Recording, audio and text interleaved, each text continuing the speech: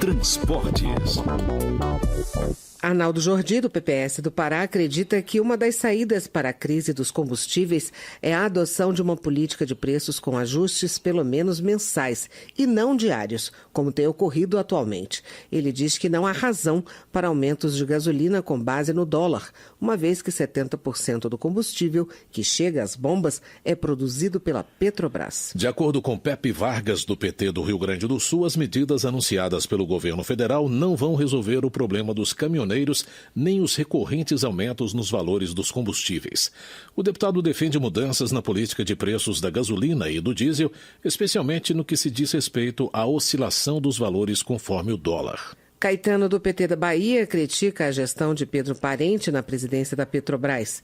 O parlamentar lembra que o atual gestor da estatal foi o responsável pela crise de energia no país em 2001 e que agora ele adota uma política suicida na Petrobras. Ao também defender a saída de Pedro Parente da Petrobras, Paulão, do PT de Alagoas, ressalta que de janeiro a abril deste ano, o Brasil comprou 7 bilhões de dólares em óleo diesel, que segundo ele poderia ter sido produzido no país. De acordo com o deputado, a produção das refinarias brasileiras está ociosa em 50%. Outro ponto que Paulão critica é o projeto aprovado no Congresso em 2016, que mudou as regras de exploração do pré-sal e que para ele foi responsável pela quebra da Petrobras. Aliel Machado, do PSB do Paraná, exige a demissão imediata de Pedro Parente da Petrobras e afirma que a população não vai aceitar novos reajustes dos combustíveis. O congressista alerta que o atual governo aumentou o PIS/COFINS sobre os combustíveis em 2017 por decreto, o que é ilegal. Ele condena o que considerou omissão do Congresso à época da publicação do decreto pelo Executivo. Alan Rick, do Democratas do Acre, defende a redução a zero do PIS e COFINS cobrados sobre o diesel como saída para o impasse gerado pela paralisação dos caminhoneiros. De acordo com o deputado, a carga de impostos chegou a patamares tão elevados que o país amarga perdas com a arrecadação e o consequente desestímulo à produção e à geração de emprego. Para Daniel Almeida, do PCdoB da Bahia, a causa dos caminhoneiros é justa e os verdadeiros responsáveis pela crise que se instalou no país são o presidente Michel Temer e o presidente da Petrobras, Pedro Parente. Segundo o deputado, a estrutura tributária brasileira não se alterou nos últimos 2 anos, mas sim a política de preços adotada pela Petrobras a partir da orientação do governo Temer. Carmen Zanotto, do PPS de Santa Catarina, avalia que no momento não adianta ficar buscando os culpados pela atual crise dos combustíveis, mas sim encarar os fatos e propor soluções.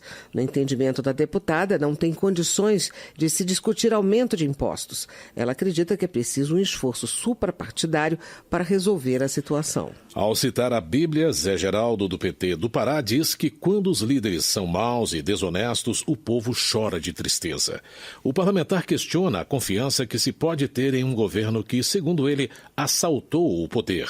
Ele ainda rebate críticas ao PT e ressalta que os governos de Lula e Dilma colocaram o Brasil entre os 8 maiores produtores de petróleo do mundo com o pré-sal. Valmir Assunção, do PT da Bahia, registra os 130 anos de emancipação política do município de Senhor do Bonfim e saúda a gestão atual. Em relação à greve dos caminhoneiros, o deputado ressalta que eles organizaram o movimento, mas os verdadeiros responsáveis pela crise são aqueles que retiraram Dilma Rousseff do poder. Padre João, do PT de Minas Gerais, afirma que a elite que agora reclama dos governos petistas também se beneficiou durante as gestões de Lula e Dilma Rousseff. Segundo o congressista, o empresariado contou com benefícios que levaram o Brasil a importantes avanços que, em seu entendimento, foram desfeitos após a adoção de uma nova política de preços pela Petrobras e a aprovação da reforma trabalhista. No entendimento de José Ayrton Cirilo, do PT do Ceará, assim como os caminhoneiros, o povo brasileiro está profundamente indignado com os constantes aumentos de combustível, gás de cozinha e energia elétrica. Ele considera inaceitável que o Brasil importe gasolina e fique dependente do setor estrangeiro. Ao defender uma mudança na política de preços da Petrobras, Glauber Braga, do PSOL do Rio de Janeiro, cita que de 2003 a 2016 houve 15 variações nos preços dos combustíveis e de 2016 para cá foram 216 reajustes, com uma política em que o mercado tem o controle absoluto. No entendimento de Glauber Braga, hoje existe um desmonte da estatal. Ele ressalta que o óleo cru é extraído e enviado para o exterior para ser refinado, e depois esse mesmo óleo é importado pelo Brasil, só que muito mais caro em função do refino.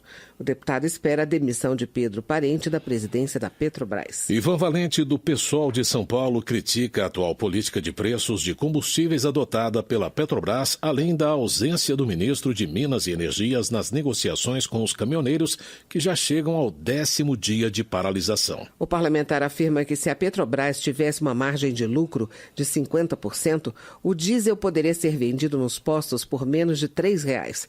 Ivan Valente também repudia a importação de petróleo, gasolina e gás, enquanto as refinarias brasileiras ficam ociosas. Também para Nelson Pellegrino, do PT da Bahia, é preciso mudar o sistema usado pela Petrobras para estabelecer o valor dos combustíveis.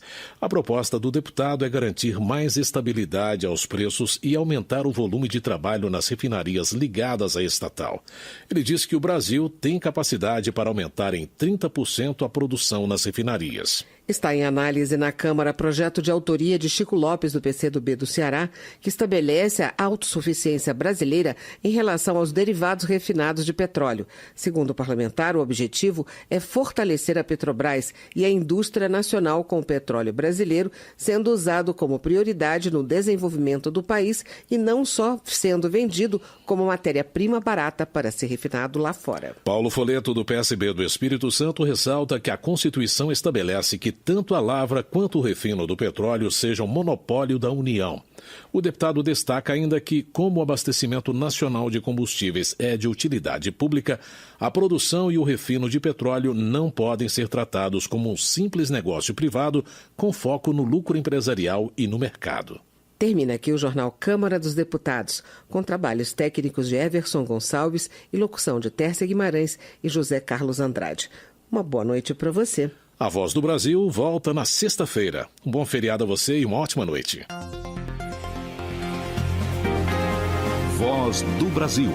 De segunda a sexta, às 19 horas. Boa noite.